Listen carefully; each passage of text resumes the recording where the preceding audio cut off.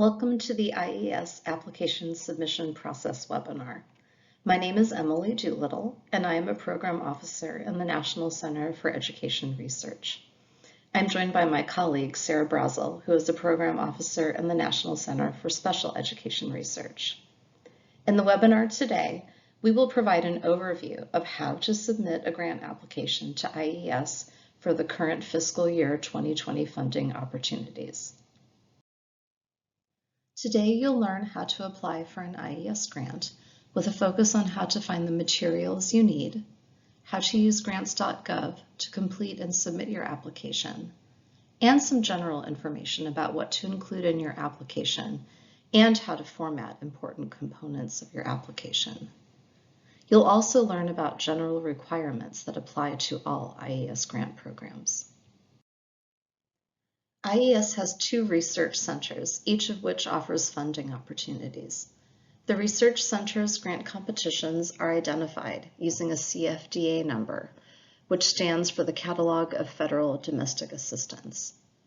All National Center for Education Research, also known as NCER, competitions are identified with the CFDA number 84.305. And all National Center for Special Education Research, also known as NCER, competitions are identified with the CFDA number 84.324. Individual grant programs within each center are identified using an alpha character, A, B, C, etc. More on that later. So, what are the research centers competing in FY2020? Each center runs 1 or more competitions each fiscal year. Some are competed regularly, while others are not. NCER is accepting applications to 5 grant programs in FY2020. The Education Research Grants Program is the main grants program for NCER, designated with CFDA number 84.305A. NCER is also accepting applications to its research training in the Education Sciences Program, 84.305B, in 3 areas: Predoctoral Interdisciplinary Research Training Program, Postdoctoral Research Training Program, and Methods Training for Education Researchers. The Education Research and Development Centers Program, 84.305C, is competed infrequently. For FY20, NCER is accepting applications for 3 R&D centers: Improving Opportunities and Achievement for English Learners in Secondary School Settings, Improving Teaching and Learning in Post-Secondary Institutions, and Improving Access, Instruction, and Outcomes in Gifted Education. NCER is also accepting applications to its Statistical and Research Methodology and Education Program, 84.305D, also known as Stats and Methods, for the regular Stats and Methods grants, as well as early career Stats and Methods grants. Finally, NCER has a new competition for research grants focused on systematic replication, 84.305R. Now let's look more closely at the main NCER grants program, Education Research. Under this program, we accept applications to multiple topic areas. There are 11 standing topics this year. There are no special topics this year. If you're applying to this grants program, you will need to identify the topic area on your application cover sheet to help make sure your application is assigned appropriately for peer review. I'll return to this later. NCER is accepting applications to 3 grant programs in FY2020. The Special Education Research Grants Program is the main grants program for NCER, designated with CFDA number 84.324A. The Research Training Programs in Special Education, 84.324B, is accepting applications under 3 topic areas: Postdoctoral Research Training Program in Special Education and Early Intervention, Early Career Development and Mentoring, and Methods Training using single case designs. Finally, NICSR has a new competition for research grants focused on systematic replication, 84.324R. Like the Education Research Program and NCER, the Special Education Research Grants Program is the primary grants program for NICSR with multiple topic areas. There are 11 standing topics and 3 special topics in FY2020. The special topics are career and technical education for students with disabilities, English learners with disabilities, and systems-involved students with disabilities. Pay attention to due dates. For FY2020, the research centers are accepting applications on 2 different due dates. Know the due date for your competition. IES does not accept late applications. More on that later. 7 competitions are accepting applications on or before August 29, 2019. Education research, special education research, research training programs in the education sciences, research training programs in special education, statistical and research methodology in education, and the NCER and NICSR research grants focused on systematic replication. Applications to NCER's R&D Center competition are due on or before September 26, 2019. Before you go to the IES website to learn more about these programs and the requirements for an application, I recommend that you sign up for the IES News Flash, an email alert system that can help you stay up to date with the latest news and information from IES, including upcoming research grant competitions. To sign up for the IES News Flash, hover your mouse over the News and Events tab on the main IES webpage and choose News Flash from the list. Here, you can sign up to receive email alerts from one or more of the IES centers. To receive information about funding opportunities, sign up for both the NCER and NICSR news flashes. Now, let's review how to find the materials you'll need to submit an application to one of these research grant competitions at IES. You need 3 things to apply. First, you need the Request for Applications, or RFA, which contains information for writing your project narrative, including requirements that must be met to advance to peer review and recommendations for a strong application. The RFAs are located on the IES website. Second, you'll need the Application Submission Guide, which contains information about submitting your application using grants.gov. You also need to find the correct application package, which contains the forms that you will need to complete. That is located on the grants.gov website. You can find all RFAs for current fiscal year competitions on the IES website on the Funding Opportunities page. To get to the Funding Opportunities page, go to the main IES page, then click Menu. From the drop-down, select Funding Opportunities. On the left-hand side of the page, you'll see a list of the steps to follow to submit a research grant application to IES. Links to the RFAs are circled in red. On the right-hand side, you see the competitions that are accepting applications in FY2020. You can download RFAs either as a PDF or as a Word document. Now let's turn to grants.gov, where you'll find the application package for your competition. I recommend that you start on the For Applicants page on grants.gov. Here you'll find links to get registered and apply for grants, both circled in red. Start with registration to ensure your organization is registered in time to submit your application well in advance of the deadline date. More on that later. Before you can register your organization on grants.gov, you need a DUNS number and an active System for Award Management, or SAM, registration. Each organization only needs one grants.gov account.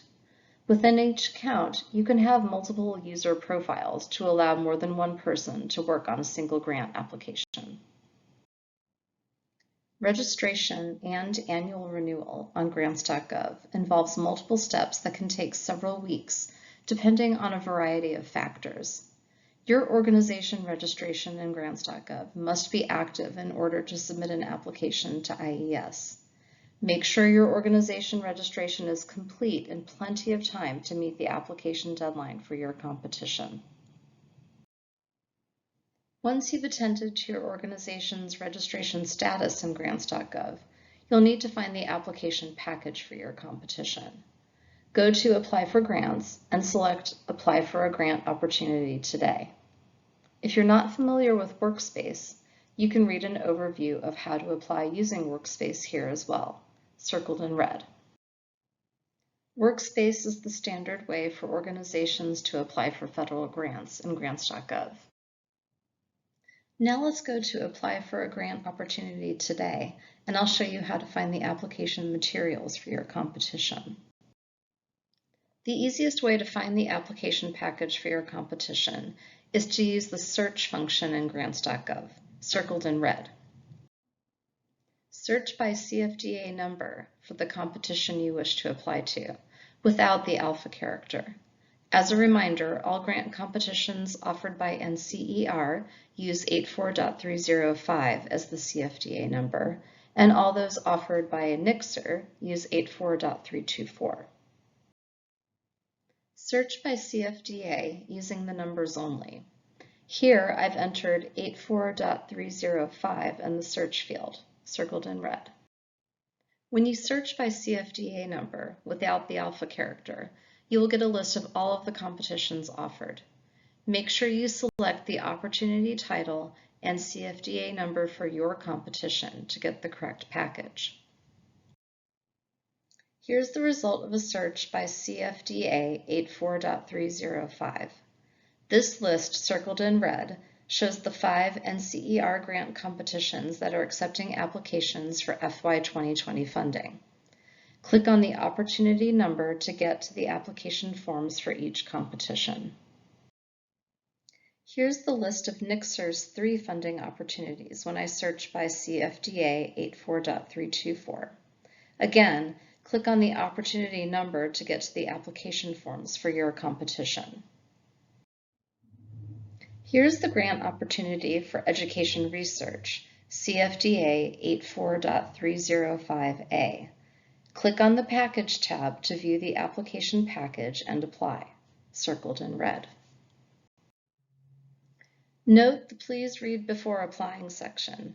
Read these instructions to ensure that you have the correct version of Adobe Reader to view and complete the application package. Click the Preview link to access read-only forms and application instructions before you apply. When you click Preview, you can see the mandatory and optional forms for this competition. If you click on any of these links, it will take you to a preview of that form.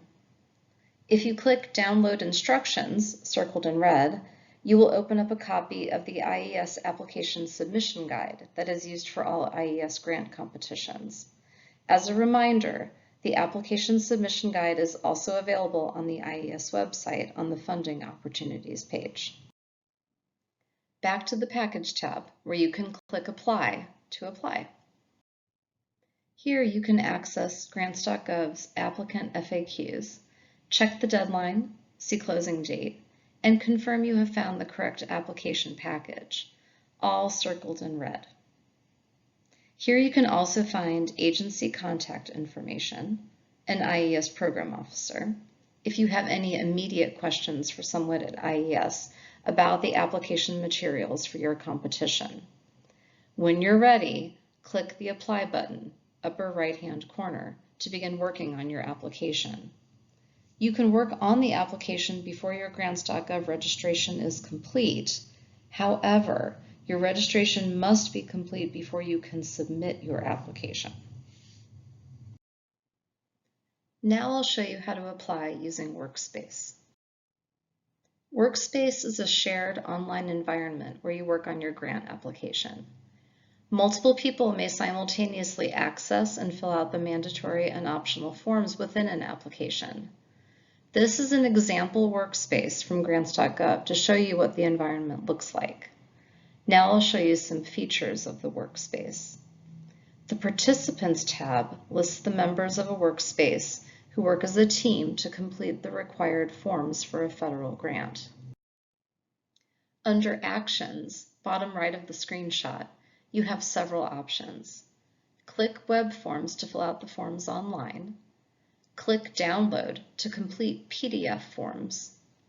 Click Upload to submit completed PDF forms. Click Lock or Unlock Forms to prevent other workspace members from editing a form as needed. Click Reuse if you want to use a form from another workspace. Let's review some basic features of the web forms. Complete the form in your web browser. Navigate by clicking Sections, see the left-hand side. Use the Tab key to move through the form fields. Required fields are marked by a red asterisk. You'll enter information into the web form in a variety of ways, including entering your own text, using a drop-down menu, or using a pop-up calendar that allows you to choose dates, and selecting radio buttons from multiple choice fields. If you need help while working on the web form, hover your mouse over the field where you will see a pop-up message that explains what is needed. Other features to note in web forms: they will auto-save every 5 minutes. Also, you should complete the SF424 Application for Federal Assistance form first, because it will pre-populate other forms in the application package. At the bottom of each web form, there's a tab, Check for Errors, that will tell you if there are any errors in the form. For example, if you haven't filled in a field that is required, when you click the Check Package for Errors button, you'll get a message telling you what is needed. If you don't want to use the web form option, you can download the forms and complete them using Adobe software. Once completed, you then upload them to Workspace. Note that the PDF forms also have a Check for Errors button. If using PDF forms, you can move through the form using the Tab key. Note that required fields are flagged. As with the web forms, you can hover your mouse over form fields if you need help.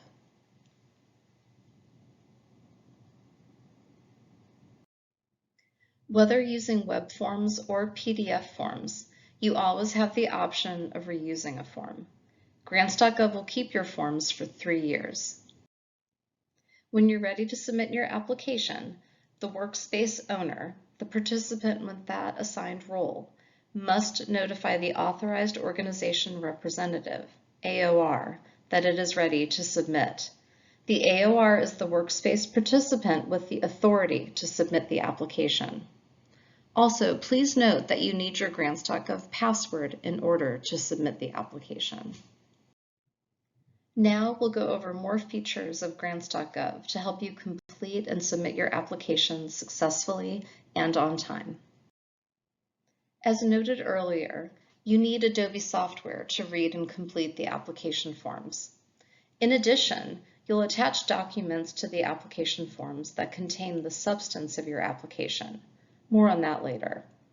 IS recommends that you use PDF files. If you need help converting your files to PDF, Grants.gov has resources to check the version you have and download the version you need if you don't have the correct version. Note, if you can see the application package, you are able to complete and submit grant applications on Grants.gov. Back on the For Applicants page, there's a section on Adobe compatibility, circled in red, that you can use to ensure you have the right version of Adobe to submit your application. You must submit your application through Grants.gov. You cannot email your application to the program officer. If you do that, your application will not be sent forward for peer review. Applications received by Grants.gov are date and time stamped, and the time is stamped to the second. Your application must be fully uploaded and submitted, and the date and time stamp must be no later than 11:59 p.m. Eastern Time on the due date in order for IES to review your application. Late applications will not be reviewed. IES will not accept your application in paper format unless you qualify for one of the following exceptions. If you do not have access to the internet, or you do not have the capacity to upload large documents to the grants.gov system, then you can qualify for an exception to the online submission. If you think you qualify for this exemption, contact the relevant IES program officer to explain your situation and learn more.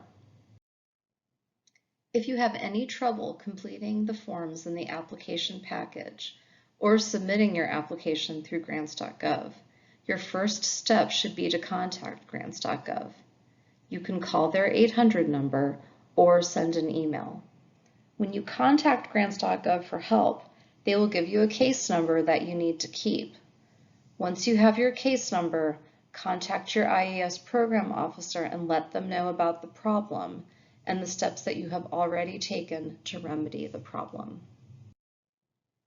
On the applicant FAQ page, grants.gov provides several resources that may help if you're experiencing any difficulties with your application. IES does not accept late applications. If grants.gov determines that there was a technical problem with the grants.gov system and that the problem with the system affected your ability to submit your application on time, we will accept your application. If that is the case, email the IES program officer with your grants.gov case number. Please note, though, that the vast majority of the time, there is not a technical problem with grants.gov. Instead, it is often a common error that leads to problems that slow you down and that could make your application late. IES will not accept an application that was late because the grants.gov submission guidelines weren't followed. You can track your application on grants.gov using the Track My Application link to verify that your submission was on time and valid. You can track the application this way from the time you begin the upload process until IES receives the application and assigns a unique identifier. You access the Track My Application page from the For Applicants page, where you can select Track Your Application. Enter the grants.gov tracking number for your submission to follow your application's progress through the grants.gov system. You'll get confirmation of your submission from grants.gov and IES in the form of 4 emails. The first 3 emails come from grants.gov, and the 4th email comes from IES, U.S. Department of Education. The first email confirms that you have attempted to upload your application to grants.gov. At this point, your application will be assigned a tracking number that starts with GRANT, grant. The second email you receive will indicate either that your application has been validated by grants.gov or that your application has been rejected due to errors. If it has been rejected, you'll need to go back and fix the errors.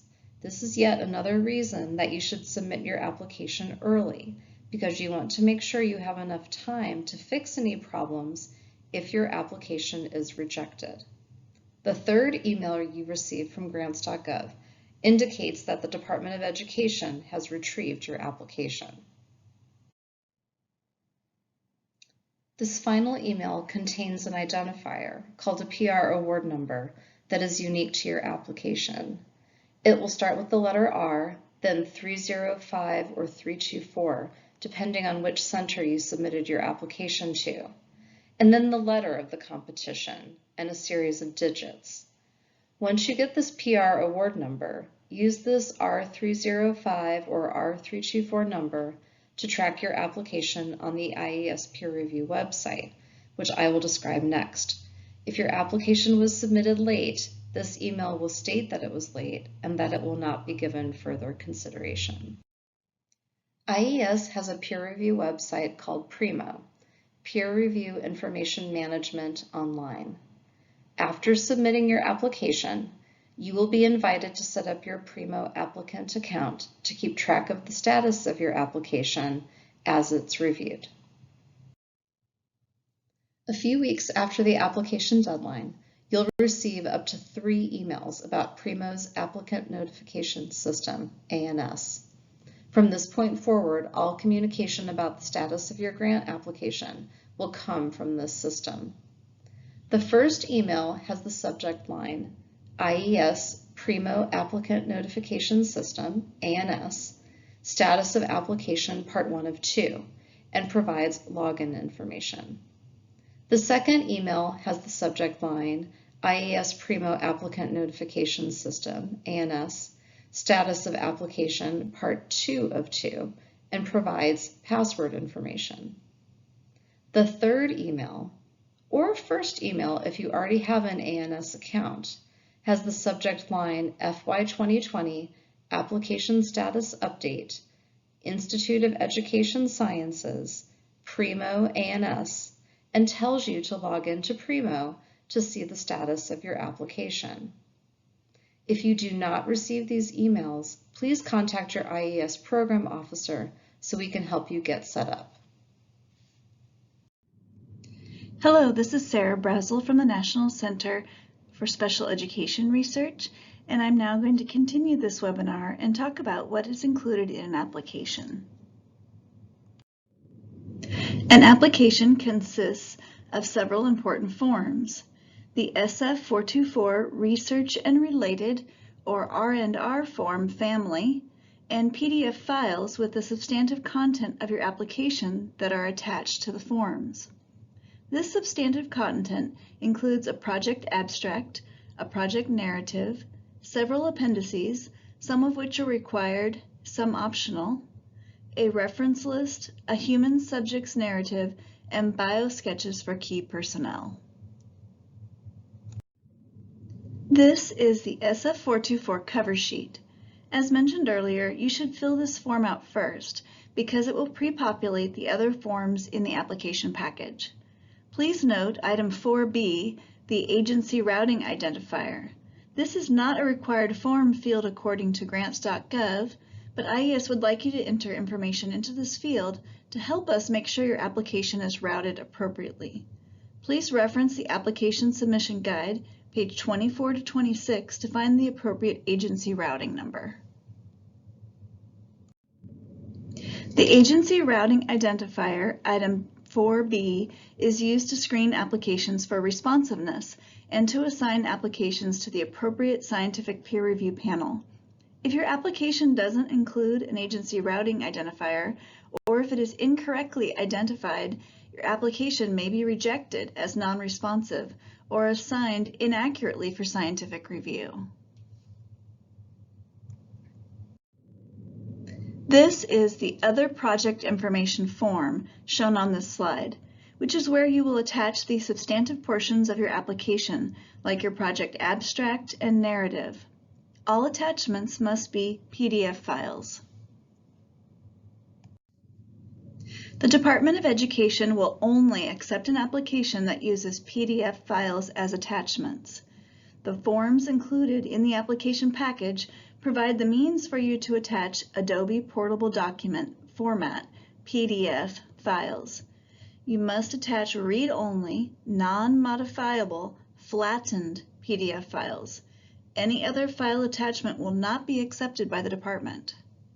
Grants.gov has additional requirements for PDFs, including a unique name for each file, names that are no more than 50 characters and that avoid special characters. Finally, you must use individual files that are non-fillable and not password protected. See Grants.gov's applicant FAQs for more information about PDF files.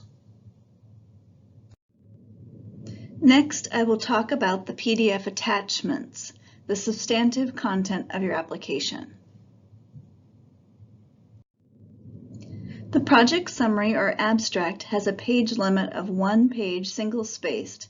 You should add it as a PDF file attachment under number 7 on the Other Project Information form. Make sure that you adhere to margin and formatting recommendations, which we are going to go over later. You should include your research topic and project type in the project summary or abstract. if you are applying to 84.305A or 84.324A. This information should match the information provided in item 4B of the SF424 form. Project narratives have varying recommended page limits, and it depends on the competition to which you are applying, so make sure that you check the RFA to determine your recommended page limit for your project narrative. The project narrative should be added as an attachment under item number 8 on the Other Project Information form.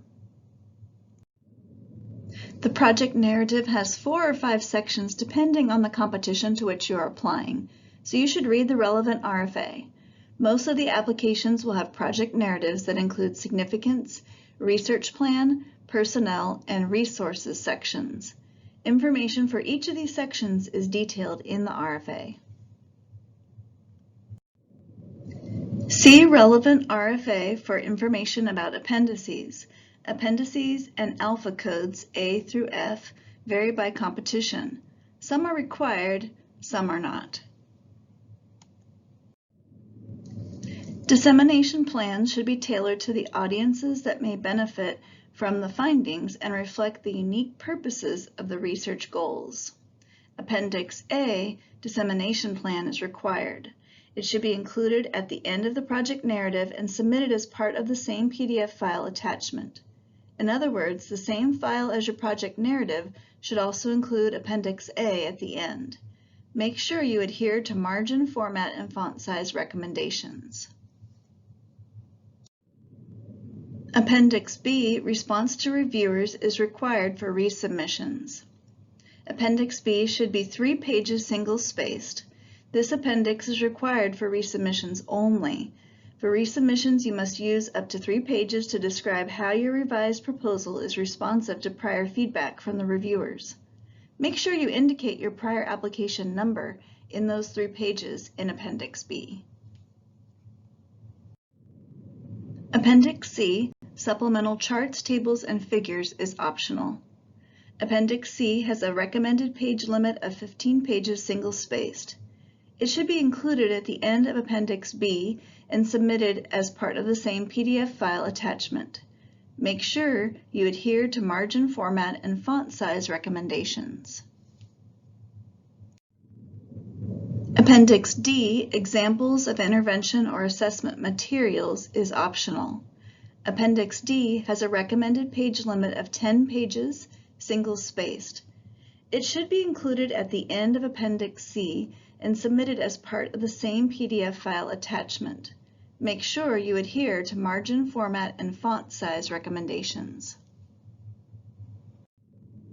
Appendix E, letters of agreement, is optional. Appendix E has no page limit. It should be included at the end of Appendix D and submitted as part of the same PDF file attachment. Again, make sure you adhere to margin, format, and font size recommendations. Appendix E should include letters of agreement from your research partners. That may be schools or districts. It also may be consultants who will work on your project. Do not reduce the size of the letters. Make sure they are full size. The letters should clearly indicate an understanding of the time, space, and resources that will be required of the partner if the application is funded. If you include scanned documents as part of a PDF file, for example, letters of agreement in Appendix E, scan them at the lowest resolution to minimize the size of the file and expedite the upload process. PDF files that contain graphics and/or scanned materials can greatly increase the size of the file attachments and can result in difficulties opening the files. The average discretionary grant application totals 1 to 2 megabytes. Therefore, check the total size of your application package before you attempt to submit it. Very large application packages can take a long time to upload, putting the application at risk of being received late and therefore not accepted by the Institute. Appendix F, the data management plan, is required only for the initial efficacy and follow-up project types under 305A and 324A. There is a page recommendation of 5 pages single-spaced. Appendix F should be included at the end of Appendix E and submitted as part of the same PDF attachment. Make sure you adhere to margin, format, and font size requirements.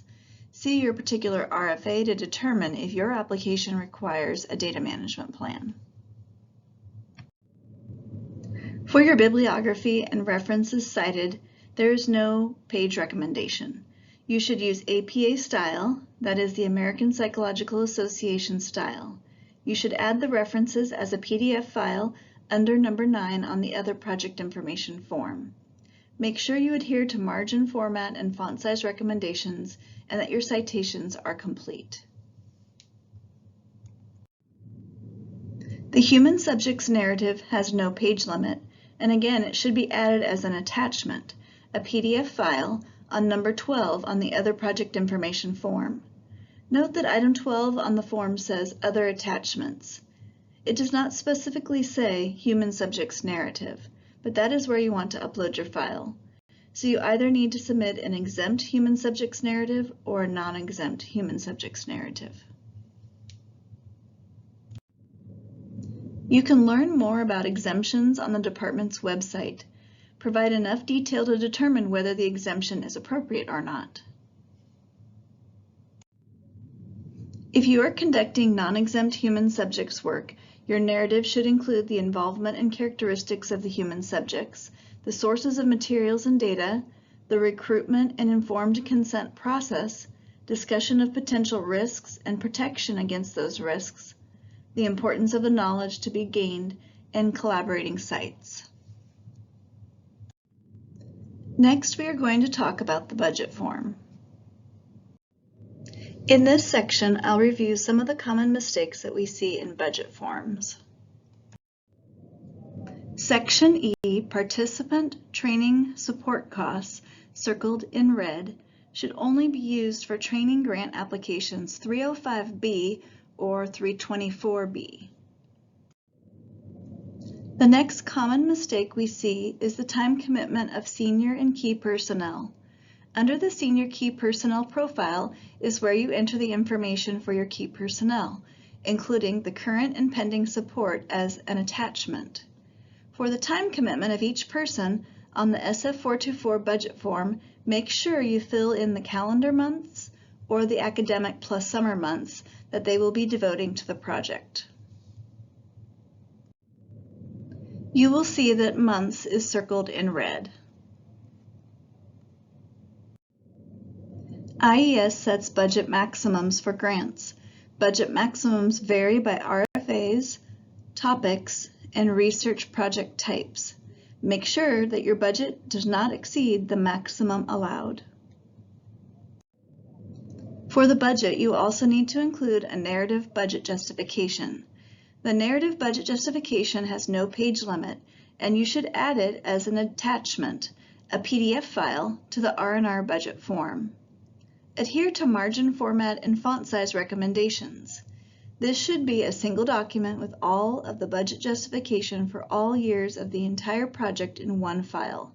Attach this file at section L of the first budget period.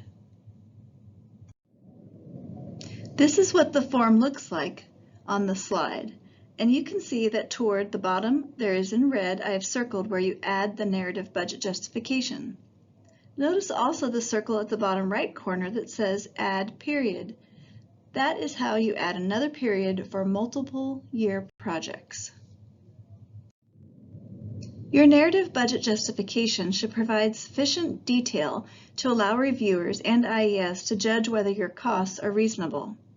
Make sure your narrative budget justification aligns with the budget. In other words, make sure that the numbers in your narrative match the numbers on your form. We recommend that in order to allow for easy cross-checking, you organize either within year by category or within category by year. Subawards, if you have them, should not duplicate the costs in the main award. Include the time commitment and descriptions of responsibilities for the principal investigator and other key personnel. You need to clearly indicate cost shares in your narrative budget justification if you have them. For the indirect cost rate, you need to use your institution's negotiated federal indirect cost rate.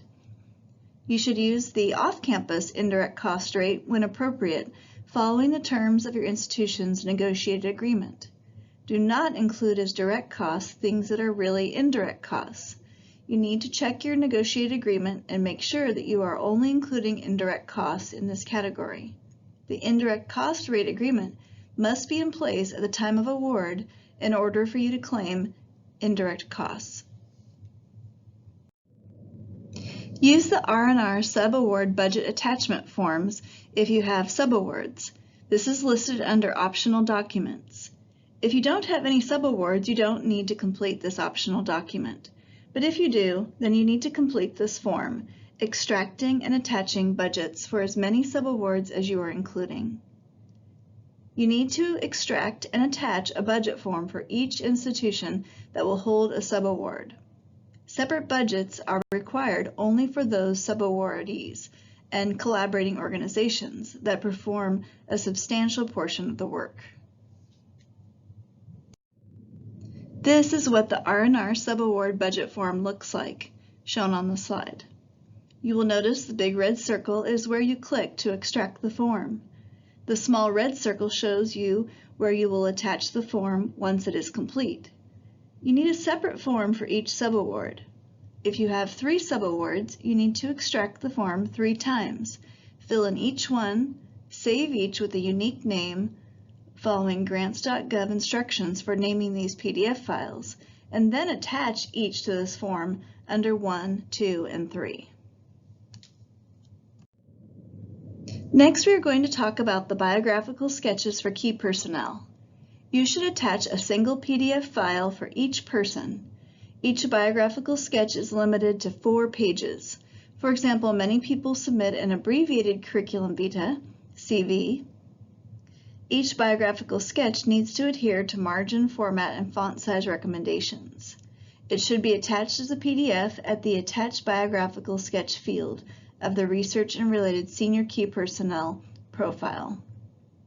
The Institute encourages you to use the IES BioSketch available through Science CV, or you may develop your own BioSketch format. You can find the IES BioSketch here. To begin, you click the blue button. This is where, circled in red at the bottom, shown on the slide, you would attach the biographical sketch, and you need to do it separately for each person. There are a few other mandatory forms that you need to fill out for your application. The first is the Project Performance Site Location form. The second is the Assurances for Non-Construction Programs. And the third is the Grants.gov Lobbying form, formerly the Ed Combined Assurances form. I'm going to show you what they look like on the next few slides. This is the Project Performance Site Location form shown on this slide. This is the Assurances for Non-Construction Projects form, shown on this slide. This is the Grants.gov Lobbying form, formerly the Ed Combined Assurance form, shown on this slide. Our last topic will be application format recommendations. To strive for consistency across applicants, we provide formatting recommendations.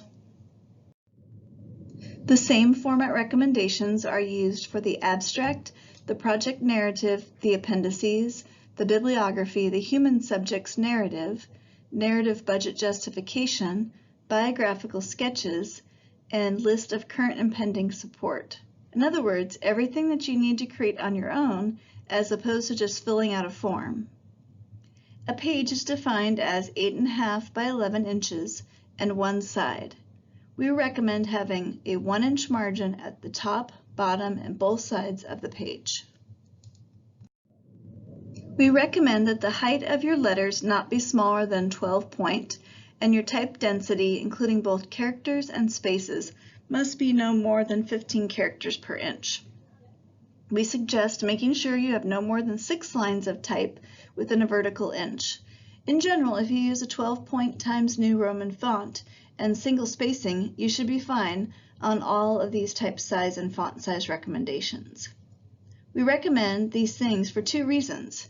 First, that we make sure that your text is legible for all of our reviewers, but also to ensure that everyone has the same amount of space for their project narrative and all the other components of your application. If you have graphs, diagrams, and tables, which you are allowed to have, you should make sure that they reproduce well in black and white. So make sure, for instance, if you have some kind of pie chart or bar graph, that in black and white you can tell the difference between the different sections of the pie or different bars. We recommend that your graphs, diagrams, tables, and charts conform to the same type size as the rest of the material with your application. Figures, charts, and table legends may be smaller in size but should still be readily legible. Now we will turn to general program information.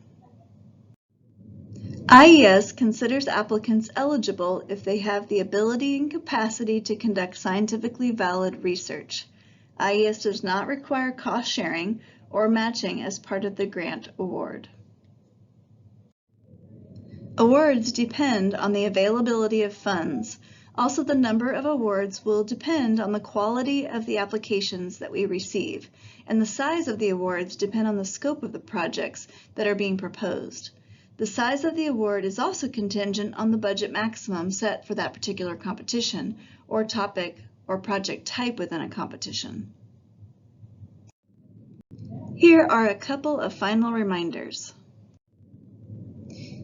Use the application checklist in the request for applications for the competition you are submitting to in order to determine that you have provided all of the required information for each form, that you have attached the correct PDF files to the proper form, and that you have completed all of the certifications and assurances. You should use the Check Package for Errors button in the application package in order to make sure that you have completed all of the required forms. You need to upload your application and confirm that it's validated by grants.gov before 11:59 and 59 seconds p.m. Eastern Time. You can use the Track My Application function on grants.gov to make sure that your application has been uploaded and validated. Pay attention to your emails. You will get 4 in total.